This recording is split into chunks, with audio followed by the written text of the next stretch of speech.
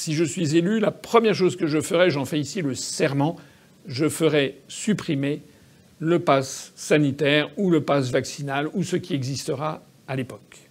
À la veille d'une journée qui promet d'être tendue, en tout cas de nombreuses mobilisations s'annoncent partout en France à l'appel de nombre d'organisations, de partis politiques, de mouvements politiques. Appel à une journée de mobilisation en ce samedi 8 janvier qui fait suite aux propos inqualifiables, aux insultes inqualifiables dans la bouche d'un président de la République, insulte à l'adresse des Français. Macron qui assume publiquement ses insultes à l'égard de ses concitoyens. Donc il est dans la suite logique des choses, dirons-nous, que les Français, qu'ils soient ou non vaccinés, moi je ne vois que des Français, puisque un grand nombre de Français sont allés à l'injection sous la contrainte, sous une forme ou sous une autre, pour une raison ou pour une autre, que l'on peut parfaitement comprendre. Beaucoup sont allés se faire injecter parce qu'il fallait bien continuer à vivre, à travailler, à se déplacer. Sauf que beaucoup maintenant hésitent fortement à aller vers la troisième dose parce que la prise de conscience se répand et puis parce que l'effet d'annonce, le fameux narratif, vous savez, ce sont de nouvelles expressions, le narratif gouvernemental devient totalement contre-productif puisque les annonces de Castex d'une 4e voire une 5e dose sous les injonctions du laboratoire Pfizer en particulier, laboratoire qui connaît encore des ennuis judiciaires aux États-Unis notamment, mais j'y reviendrai, eh bien, plonge dans la stupéfaction, dans l'incompréhension beaucoup de Français qui avaient dans un premier temps considéré que peut-être que c'était la bonne solution. Donc voilà, il va se passer demain une journée forte, probablement tendue, mais je vois aussi que il y a le syndicat France Police Policiers en colère qui va se joindre à la manifestation avec un slogan qui est très clair, c'est que les policiers ne sont pas là pour emmerder les Français, ne sont pas là pour intervenir dans ce qui relève du domaine de l'intime, la santé, la vaccination, etc. Martine Bonner a révélé que 22 500 enfants, des tout petits, ont été vaccinés à partir du mois d'avril 2021 sans aucune autorisation.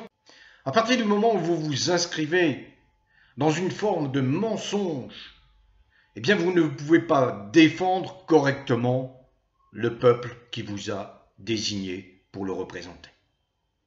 Et vous perdez votre crédibilité dans la perspective d'une élection, de l'élection phare, le point d'orgue de nos institutions, l'élection présidentielle d'avril prochain.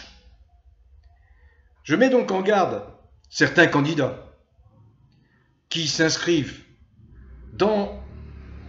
qui acceptent comme étant parole d'évangile ce que dit, ce qu'avance ce gouvernement, tout en affectant de le contester, de s'y opposer, même avec virulence.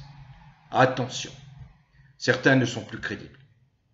J'ai donc décidé aujourd'hui d'attirer votre attention sur la déclaration de François Asselineau le 6 janvier, déclaration qui a fait suite bien sûr au vote en première lecture de ce scélérat pass vaccinal.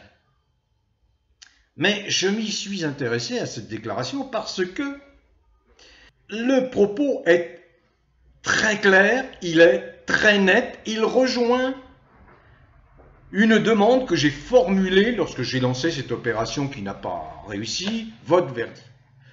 J'ai demandé à tous les candidats de prendre un engagement ferme dans leur programme d'un retour total dans tous les domaines à toutes les libertés et surtout d'abroger toutes les lois liberticides prises sous le faux prétexte de cette crise soi-disant sanitaire. François Asselineau, vous allez découvrir les extraits immédiatement là, à la suite de mon propos. François Asselineau vient de prendre cet engagement. Et il explique également que, en fin analyste, il voit bien le but poursuivi par Macron, c'est-à-dire d'empêcher peut-être 20 millions de non-vaccinés de se rendre dans les bureaux de vote le 10 avril et le 24 avril. Voilà le projet machiavélique de Macron. C'est ce qu'explique François Asselineau, candidat à l'élection présidentielle, président de l'UPR. Il explique enfin, et ça rejoint mon approche, celle que je vous ai donnée dans ma précédente vidéo, que plutôt que de prendre des mesures autoritaires, militaires, coercitives, eh bien il vaudrait mieux faire ce que font par exemple les États-Unis, laisser se développer cette contamination et faire confiance à la réaction naturelle, c'est-à-dire à l'immunité collective qui ne manquera pas d'arriver. C'est ce que nous montre la grippe espagnole de 1918 et la grippe de Hong Kong. Voilà. Bon vent, bonne manifestation demain. Soyez extrêmement nombreux à créer une situation, un climat de nature à montrer à Macron, qui est très loin d'être élu. Les vrais sondages l'affirment désormais, il est très loin d'être élu. Montrer à Macron qu'il n'a plus sa place, qu'il a flétri, sali la fonction. Bon vent à tous, quelles que soient vos origines, quelle que soit la couleur de votre peau, quelles que soient vos croyances religieuses, philosophiques ou spirituelles, quelles que soient vos convictions politiques, dès lors que vous respectez l'opinion des autres. Continuez à cultiver le bien-être, qui est un barrage très puissant contre la malfaisance macronienne.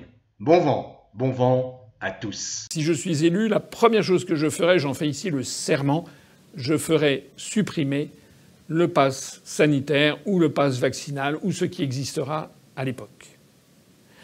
Je proclamerai également, je ferai voter la loi sur la liberté vaccinale. Que les Français qui veulent se faire vacciner le fassent avec le vaccin de leur choix, y compris le vaccin chinois qui n'est pas un vaccin ARNM, y compris avec peut-être le vaccin français. Je proposerai également que les Français puissent avoir recours au traitement.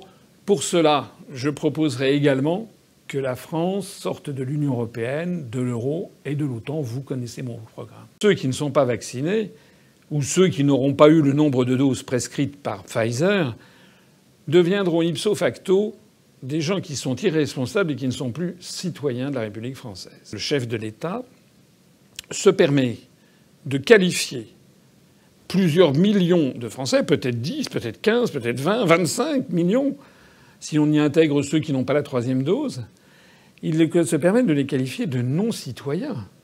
Alors si les mots ont un sens, ça veut dire que s'ils ne sont pas citoyens français, ils n'ont plus le droit de vote. Est-ce que M. Macron a comme projet de retirer le droit de vote, par exemple, à l'élection présidentielle ou aux élections législatives, aux personnes qui ne pourront pas présenter leur passe vaccinal? Au point où l'on en est arrivé, personnellement, et je pense que beaucoup d'entre vous aussi, personnellement, ça ne me surprendrait plus. Mais vous vous rendez compte ce que ça signifie? Ça veut dire que là, nous entrons de plein pied dans un régime totalitaire et fasciste. Je dis bien fasciste. Peut-être que le plus extraordinaire de toute cette affaire, c'est qu'elle repose sur un narratif complètement erroné du point de vue scientifique et que peut-être, en définitive, faudrait-il faire comme la présidente de la collectivité de Madrid en Espagne, ou bien comme en Afrique du Sud, où les autorités ont décidé de ne plus lutter contre cette prolifération du virus Omicron, de ne prendre aucune mesure complémentaire. J'ai vu que c'était le cas aux États-Unis également d'ailleurs, en attendant bien finalement que tout le monde soit contaminé peu ou prou et que la plupart des personnes développent enfin cette immunité de groupe qui nous débarrassera tous de cette pandémie. Je ne sais pas si c'est le schéma qui va se produire, mais je sais que c'est ce qui se produisit en 1918 et qui mit fin à la grippe espagnole, ce qui se produisit en 1971 et qui mit fin à la grippe de Hong Kong.